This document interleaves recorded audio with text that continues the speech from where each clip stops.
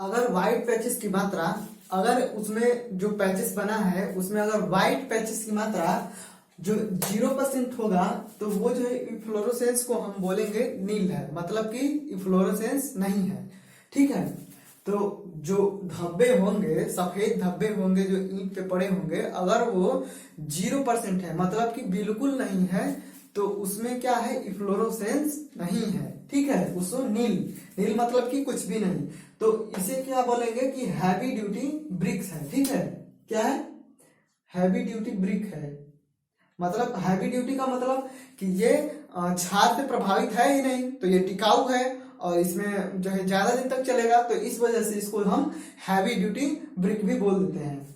अगर white patches 10% से कम है, अगर जो सफेद धब्बे पड़े हुए हैं वो 10% से, उसके जो सरफेस एरिया है उसके 10% से अगर कम है, तो ये स्लाइट इफ्लोरोसेंस है उसमें। ठीक है, स्लाइट मतलब होता है हिंदी में हल्का, हल्का है। ठीक है, अगर 10 से 15% के बीच में है तो ये मॉडरेट है, मतलब कि मध्यम है। अगर 50% से ज्यादा है तो क्या है, हैवी है, मतलब कि बहुत ही प्रभावित है। ठीक है ना, तो 0 है तो नील है, 10 से कम है तो स्लाइट है, 10 से 15 के बीच में है तो मॉडरेट है, और 50 से ज्यादा है तो हैवी फ्लोरोसेंस ईंट में है।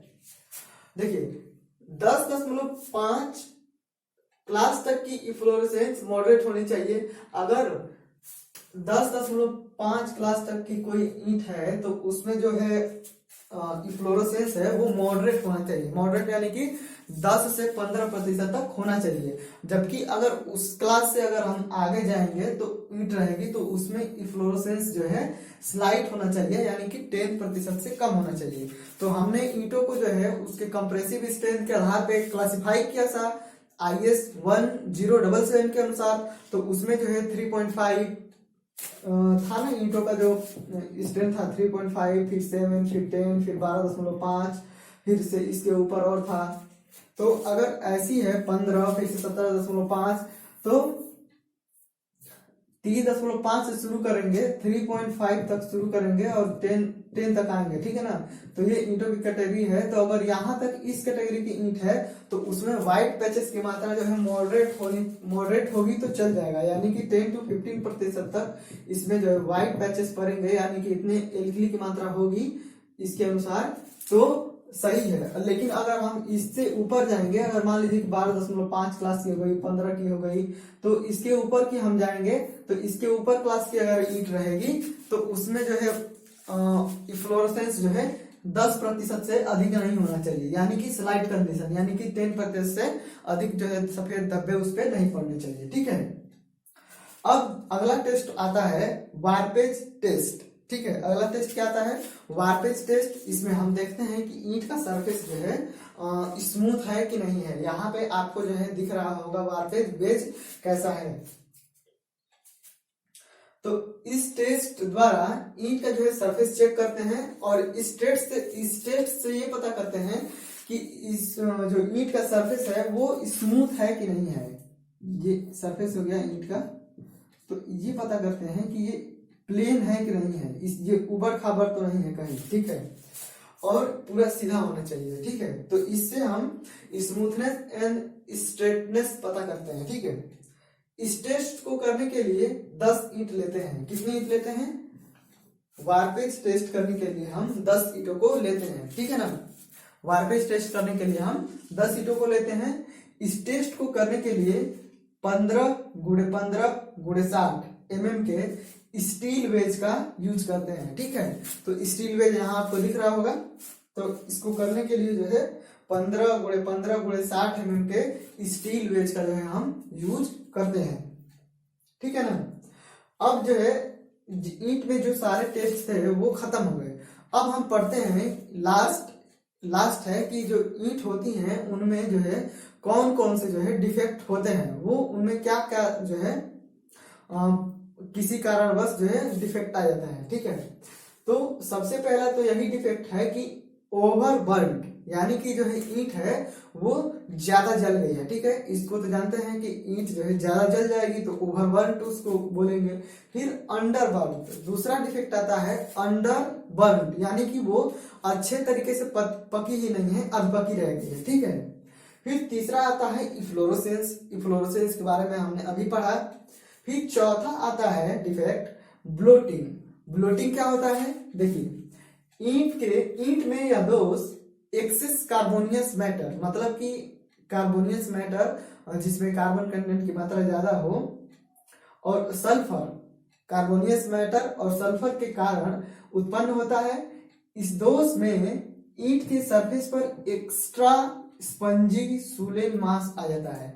यानी ये ब्लोटिंग जो है इसके कारण, जैसे ये ईंट है, ईंट का सरफेस एकदम स्मूथ है, ठीक है ना, सरफेस क्या है स्मूथ है, तो अगर ये डिफेक्ट आ जाएगा तो ये सरफेस क्या होगा, फूल जाएगा, समझ रहे हैं, ये सरफेस क्या होगा, फूल जाएगा। तो ईंट का सरफेस जो है कुछ ऐसे हो जाएगा, फूला हुआ रहेगा, ठीक है। कोई जरूरी नहीं है कि ऊपर, किसी भी साइड जो है चारों तरफ जो है फूल जाता है, ठीक है। तो ब्लोटिंग में, ब्लोटिंग डिफेक्ट में जो ईंट का सरफेस प्लेन रहता है वो फूल जाता है, ठीक है। कार्बोनियस मैटर और सल्फर की उपस्थिति के कारण, कार्बोनियस मैटर मतलब कि जो भी चीज हम जलाएंगे उसमें कार्बन निकलेगा तो वो कार्बोनियस मैटर है, ठीक है। तो इसके कारण जो है ईंट का सरफेस जो है, ईंट के सरफेस पे एक्स्ट्रा जो है स्पंजी सूलेन मास, सूलेन मास का मतलब वही फूल जाना, ठीक है ना। पांचवा है ब्लैक कोर, पांचवा जो दोष है वो क्या है, ब्लैक कोर। तो ईंट में यह दोष कार्बन अथवा बिटुमिनस मैटर के उपस्थित होने के कारण होता है, प्रॉपर बर्निंग न होने के कारण उत्पन्न होता है। ईंट में जो है काले निशान पड़ जाते हैं। तो ब्लैक कोर जो डिफेक्ट है, दोष है, उसमें ईंट में जो है काले जो है निशान पड़ जाते हैं। देखिए बिटुमिनस मैटर जो है, जब हम क्या करते हैं कि आसवन करते हैं, जो पेट्रोलियम होता है उसको हम जब प्यूरिफाई करते हैं ना, तो एक बड़ा सा सिलेंडर होता है और वो डेंसिटी द्वारा अलग अलग मेटल को अलग अलग स्टेज में जो है अलग कर देता है। तो जो जहाजों में पेट्रोल यूज होता है, जो हाई क्वालिटी का होता है, वो जो है सबसे ऊपर होता है, उसकी जो डेंसिटी होती है वो कम होती है। फिर इसके बाद से पेट्रोल, फिर और तरह के पता नहीं कितने पेट्रोल ऊपर जो होते जाते हैं। सब ऊपर सबसे बहुत अच्छा होता है जिसमें जो है कार्बन कंटेंट की मात्रा एकदम प्योर होता है। फिर से नीचे, फिर से हम लास्ट में गाड़ियों में जो यूज करते हैं पेट्रोल वो आता है, फिर से इसके बाद से डीजल आता है, फिर से इसके बाद से केरोसिन आता है, फिर से इसके बाद से बिटुमिनस आता है, फिर कोलतार आता है। तो इसी में जो है बिटुमिनस मैटर है ना, तो इसी में बनता है बिटुमिनस मैटर, बिटुमिनस मैटर बनता है। फिर इसके बाद से जो हम कोलतार बोलते हैं, जिसको चीप बोलते हैं, जो रोड में बिछाया जाता है रोड को बनाने के लिए, वो बनता है। तो इसी प्रक्रिया द्वारा बनता है, ठीक है।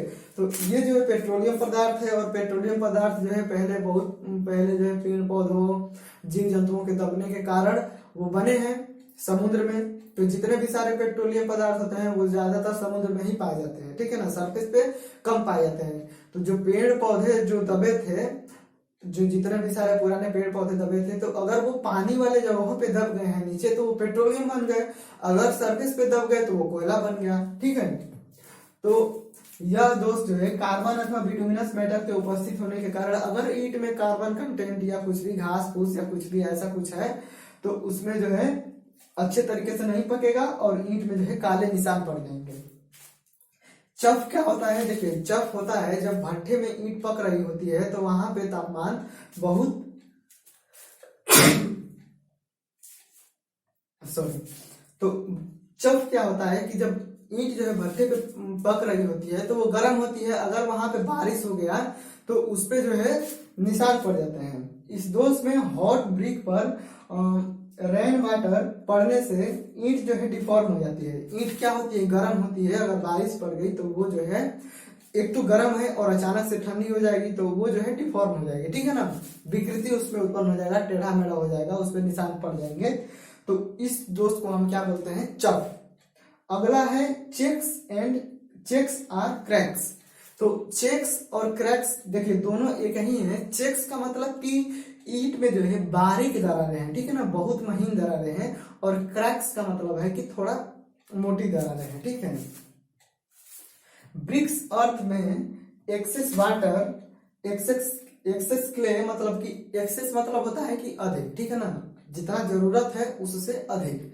तो excess water, excess clay, lump lime, lump lime का मतलब कि जैसे हम रोड़ी का नमक हमने सुना है ना, रोड़े का नमक, तो लंप लाइम का मतलब कि ढेले के रूप में, ऐसे टुकड़े टुकड़े में, ठीक है ना, टुकड़े टुकड़े में, एकदम पीसा हुआ नहीं, वो टुकड़े टुकड़े में रहेगा। तो जो टुकड़े टुकड़े में है, इतने इतने टुकड़े में जो होगा, तो उसे ही हम लंप लाइम बोलते हैं।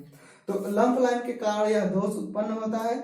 इस दोष में ईंट के सरफेस पे जो है क्रैक्स उत्पन्न हो जाते हैं। तो अगर क्रैक्स जो है बहुत महीन है तो उसे चेक्स बोलेंगे, और अगर क्रैक्स जो है थोड़ा मोटे मोटे हैं तो उसे जो है हम क्या बोलेंगे, क्रैक्स बोलेंगे, ठीक है ना।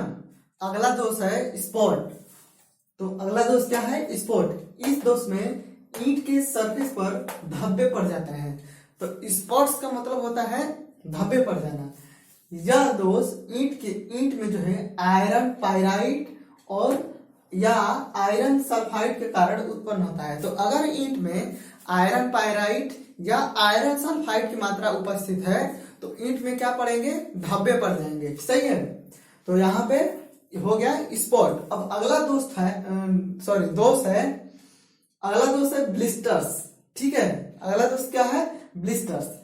इस दोष में मोल्डिंग के दौरान इम्प्रेजेंट एयर के कारण छोटे छोटे रंध्र उत्पन्न हो जाते हैं, जिसे ब्लिस्टर कहते हैं। आपने देखा होगा कहीं पे जब ईंट जो है मिस्त्री उसको जोड़ रहा होगा तो क्या करता है कि ईंट को फोड़ के अगर कहीं पे लगाना होता है तो जब उसको फोड़ेंगे तो उसमें लगेगा कि हवा के बुलबुले हैं, ठीक है ना, जैसे लगेगा कि बड़े बड़े रंध्र हैं, वो साफ दिख जाएंगे। तो वही होता है ब्लिस्टर, ठीक है।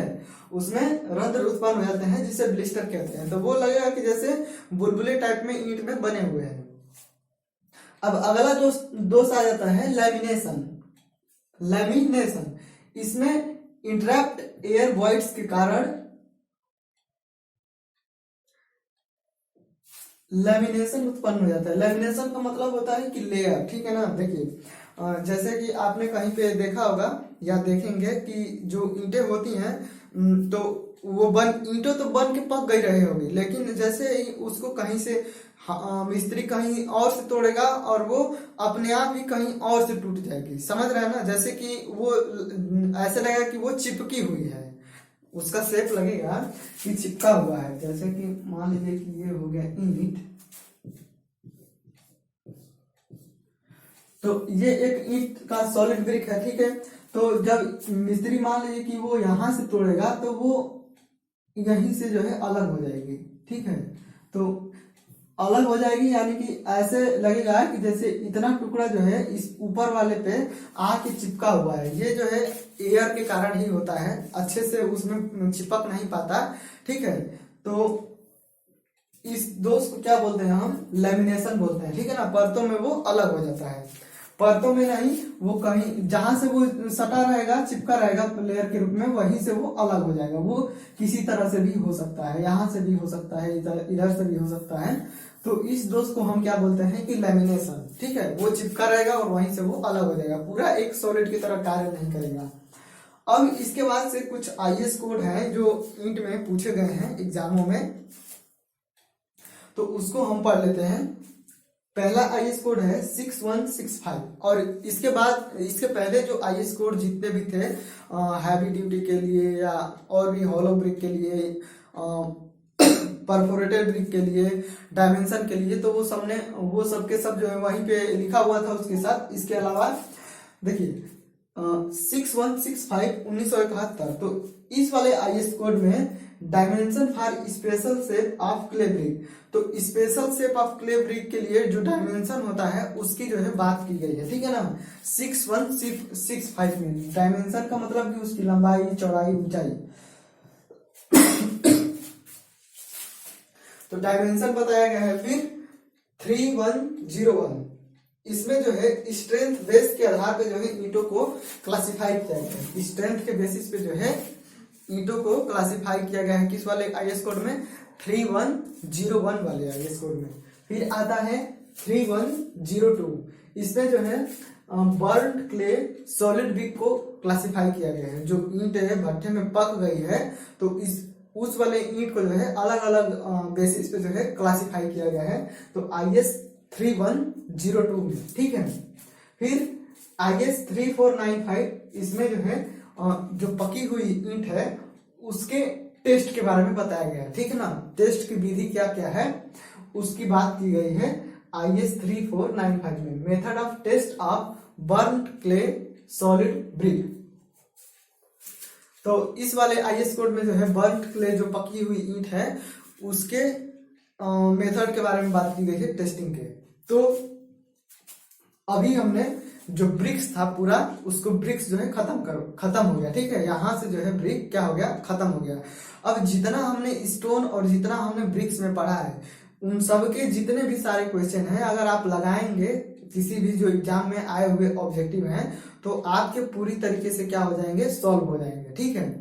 और नहीं तो मैंने क्या किया है कि प्लेलिस्ट में जो है जो जितने भी सारे ऑब्जेक्टिव क्वेश्चन आए हुए हैं उनको सॉल्व करा दिया है। आप वहां से जा करके देख सकते हैं और सॉल्व कर सकते हैं। अगर PDF चाहिए तो जो चैनल का टेलीग्राम है अबाउट सेक्शन में जाएंगे, वहां पे टेलीग्राम लिंक है, वहां से जा करके जितने भी सारे ऑब्जेक्टिव हैं या एग्जामों के पेपर हैं उसको जो है डाउनलोड कर सकते हैं, सही है।